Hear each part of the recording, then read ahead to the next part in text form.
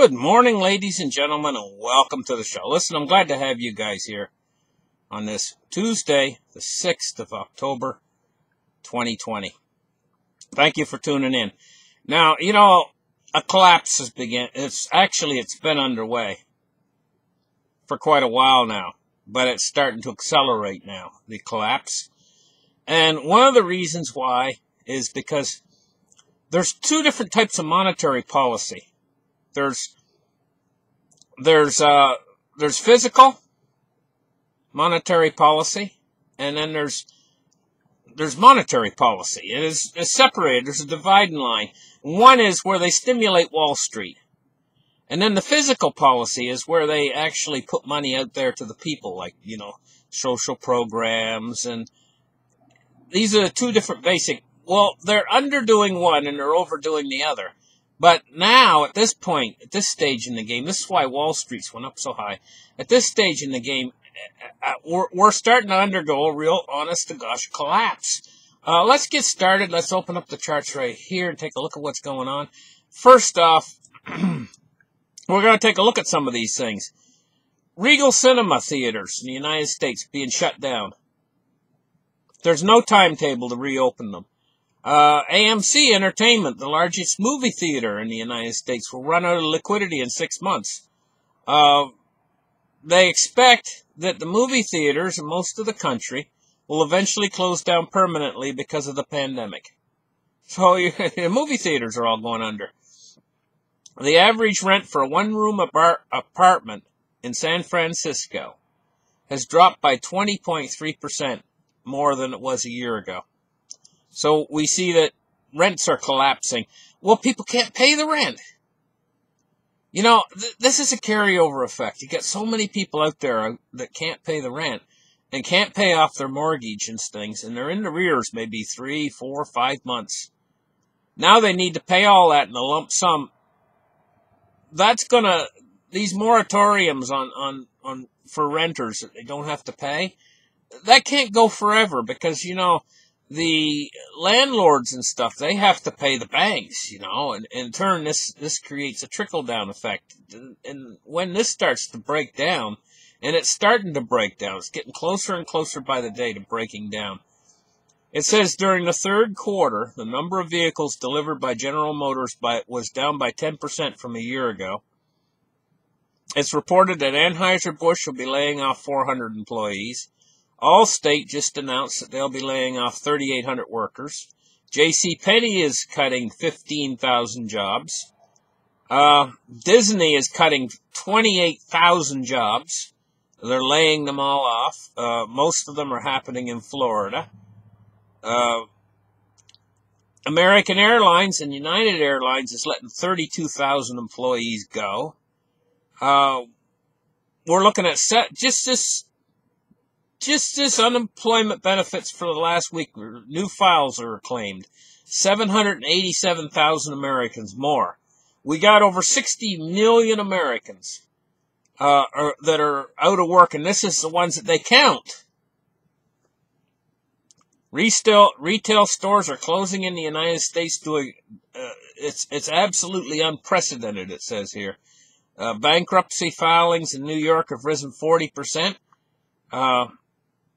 It says the numbers are hard to believe. 90% of New York City bars and restaurant owners cannot pay their full rent for the month of August. So what we have is we have the general economy out there deflating, while we have the Wall Street economy and Wall Street, the money that they're pushing in on that side, that's inflating. But that's where the dollar's priced out on the Wall Street side. And that's why, we don't see this deflation reflected in the financial economy, So they got to get around to doing more fiscal stimulus. Here we're going to take a look at Jay Powell. He says, lack of further stimulus imperils recovery. And what they're really talking about is fiscal stimulus.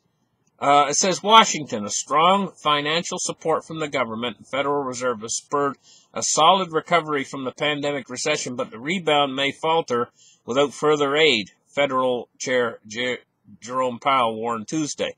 Here's the thing. They're saying here a solid recovery. No, there wasn't a solid recovery. But they've been holding it all together.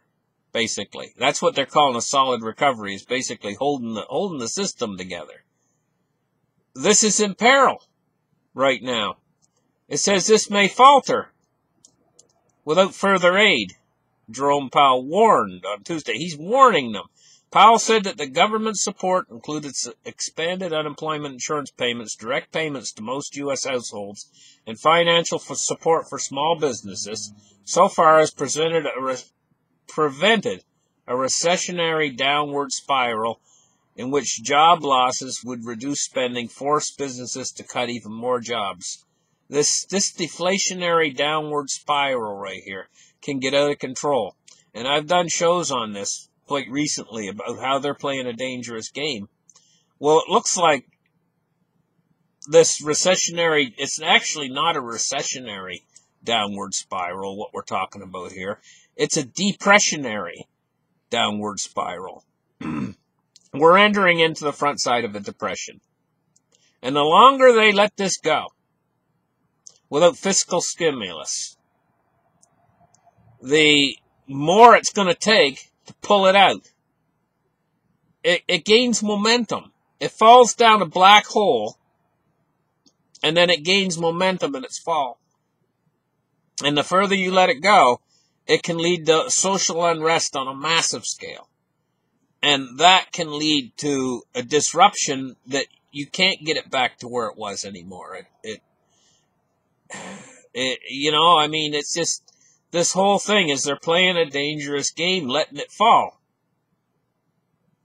Okay, the economy is like a big Ming vase. They used to make these Ming vases, like from the certain dynasties of China, that were beautiful vases made out of crystal and everything, and they were such beautiful porcelain. If you let that vase fall, if you don't stop it on its fall, when it hits the ground and it shatters, you can't put it back together. You've lost it then at that point. And this is what they're playing with this economy. If they let it fall to the point where it shatters, then we're going to go into what the former Soviet Union went into at the fall of the former Soviet Union, when the Soviet Union fell. That's what we're headed toward, if they don't turn this thing around and do it fast. And, of course, the stock market, if that happens, the stock market won't be able to hold up. And we're going to see that an awful lot of money has went into the stock market because they don't have a place where they feel like they can put their money. I'm going to tell you guys something. We've got, right now, at this point in time, only a certain amount of real physical gold out there. And silver. Silver's even tighter. The amount of physical silver is even tighter. If you had these people that have all this money, these hedge fund managers and everything else that are controlling all of this money, just move like 1% of that money into gold. The gold would be gone twice over. They couldn't move 1%. They cannot even move 1%. They would only get to about 1/4 of 1%, and the gold would all be disappeared. Because most of them aren't into gold. You'd think it would be the first thing that they'd think of to try to hedge against the dollar. Because there's more than ample signs out there that they're going to print the dollar into oblivion right now, Let's get on and take a look at the gold price today, We see a big drop in the gold price. It hasn't occurred to them. The majority of money out there is all involved in these things like the stock market, equities, and going out there and putting it into U.S. treasuries. Okay, let's talk about treasuries for a second. They're going to have to default on the treasuries. And they're going to have to do it in one of two ways. And it's coming. It's coming. They're going to default on them. One way is an outright default. And then, the money to pay off those treasuries would come from America's storehouses of gold. Well, they're supposed to have 8,000 tons of gold stored away in Fort Knox. But there's never been an audit done in like recent history. And there's stories about seals being broken or whatever, and everything. The integrity is called into question of actually how much gold they have out there. You want my opinion on it? I think the only gold that they got out there in Fort Knox, and this is just my opinion only, is the gold that they confiscated in 1933. The United States confiscated, and it was gold that was like mixed with copper, and I think that's the only gold that's out there, and it's probably only like 1/10 of what they say they have, and all the rest is fool's gold, so how much would that gold cover of the U.S. Treasuries outstanding? Well, if they did have the 8,000 tons, which I severely doubt that they do, but let's say they have it, they'd still only cover something like 20 cents on the dollar or something like that, 25 cents on the dollar for all these outstanding treasuries. So if they go that route, you guys are going to take a real good haircut if you got treasuries, You're going to take a 75% loss or more. Probably more like a 95% loss because probably not all that 8,000 tons of gold is really there. Okay, so let's move on and talk about what would happen if they go the opposite route with the treasuries, because they have to default on them. The opposite route is they're going to print the dollar into oblivion, and that's how they're going to default on the treasuries. I believe that that's the route that's going to happen. They're going to print the dollar to oblivion, and your treasuries are going to become worthless because your dollar is going to practically become worthless. That's what they're going to do. They're not gonna go the other route. They're gonna go the route where they print the dollar to oblivion. And so your treasuries will become worthless. So it's high time to get into these asset classes that are out of the dollar. And there's only three: cryptos, gold, and silver. That's it. You got no other choices. If you want to really get out of the dollar, and get out of counterparty risk, you got to move into these assets classes. Okay, so live gold price right now is 1903, and it's been dropping this morning from 1920. Dropped from 1920 down to 1903, so they're putting it on sale right now when it's probably needed most. It's the only foundation behind the whole entire thing. All the rest is just fluff. All of the stock market and all that money that's in the stock market and all that money that they're creating out there, new money they're creating, it's all fluff. All your everything that's a financial product that's connected to the dollar is all fluff. It's all like a bunch of something that can blow away in the wind real light, It doesn't have any weight to it. Like styrofoam. You drive home with a big pile of styrofoam on top of your car. You're going to insulate the attic. You take the ropes off it. You go inside the house to have a slice of toast. You look out the window and you see them all blowing off into the wind every which way. One stuck in a tree out there and everything else.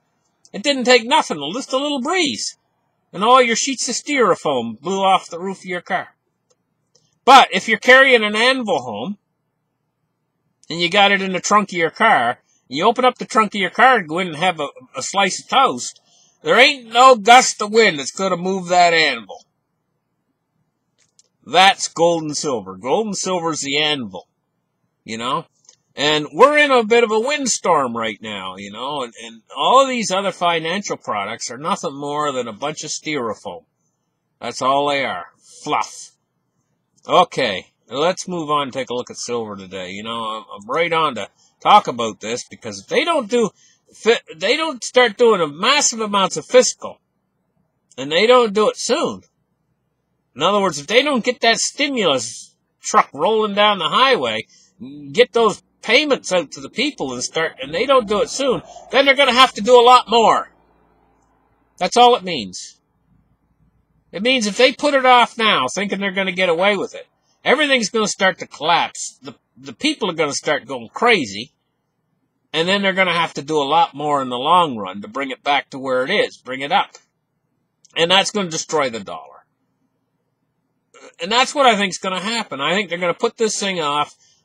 The markets are going to start to fall. Everything's going to start to fall. Maybe gold and silver will fall quite a ways too. Don't let it alarm you. Just know that the big stimulus is coming. Because they can't let the whole system collapse. It would collapse into chaos. And then they wouldn't be in charge anymore. You know, they would be they would be like a fly on the table in a Mad Max world, you know. I mean, and Mad Max has got the fly swatter. I mean, they wouldn't have any hope if total control is lost and everything goes crazy. And then it's too late for stimulus, and too late because the dollar would be worth zero, because the only thing that'd be worth anything in a world like that is food and water. Crazyville could go all turn into if they don't do something to support this system. And they think they can get away with it all. They're sitting up there right now in their ivory tower saying, well, the stock market still looks good. Let's keep our money in our pocket. That's the way they're thinking, you know. The whole thing's going to hit the fan all at once, and then they're going to have to pour in massive amounts more money to bring it back. Okay, $23.83 for silver today. Taking a look at cryptocurrency today, 341 billion with a Bitcoin dominance of 58.1%. So we're seeing the Bitcoin dominance rise a little bit. That's negative for Bitcoin. Of course, we're also seeing the price is 10,719, but we're seeing the price move downwards just a little bit because gold's going down. Dow Jones Industrial Average today, and it's up a meager 16 points today. It's been a massive rally into this, you know, because their way of thinking is this the only place to put your money right now? And they're all thinking the same thing. This thing crashes and all that money's going to be lost. Gone, poof, vanish, you know? 1651. I'm going to tell you, the Dow Jones has never had a higher percentage chance of crashing. And, you know, this is one of the biggest things that's going to push them into more fiscal stimulus. But how much are they going to have to do to pull things back if they let it go? Every day they let it go, it's going to be harder to pull it back at this point. You know, it's kind of like a balancing act. Once you start to lose balance, if you first start to lose balance a little bit, say you're walking on tightrope and stuff, and if you correct it real quick, then everything's good, you know. But once you get going too far, that's the way with them. They're balancing this system. And they're letting the fiscal side, they're letting the Main Street side, they're letting all of the people out there down. They're not keeping up with that end. That end will drag the whole thing down if they let it go too far. You know, and that's why Powell's up there right now. You know, he's expressing concern. You can see it right on his face, you know. Lack of further stimulus imperils recovery. Well, there isn't a recovery, but it imperils. The peril is going to come, and the whole thing could slide off the cliff down into the big boiling pot of hot lava. You know, if they don't get onto themselves. They think that they can get away with this. They can't. Take a look at crude oil today, $40.59. Bonds and rates today, you know, we're looking at rising bond yields again. 10 years starting to get up a little bit. It's getting up toward 1%, 0.77. And we're looking at the U.S. 30-year at 1.59. So we're going to do the treasuries today. No funny picture today because we're running a little bit late. It's taken me a long time to do this report. I keep getting fired up all the time, you know. Anyway, dollar index today, 93.50 on the U.S. dollar index. And the dollar index going along sideways, but we see quite a bit of volatility. Up, down, up, down, up, down, you know, as it's going along sideways. But it is going along sideways. Maybe slightly up. 93.50. Listen, thanks, guys, for listening to my show. Like and subscribe. Give me a thumbs up. And I'll catch you guys in the next video. Bye-bye.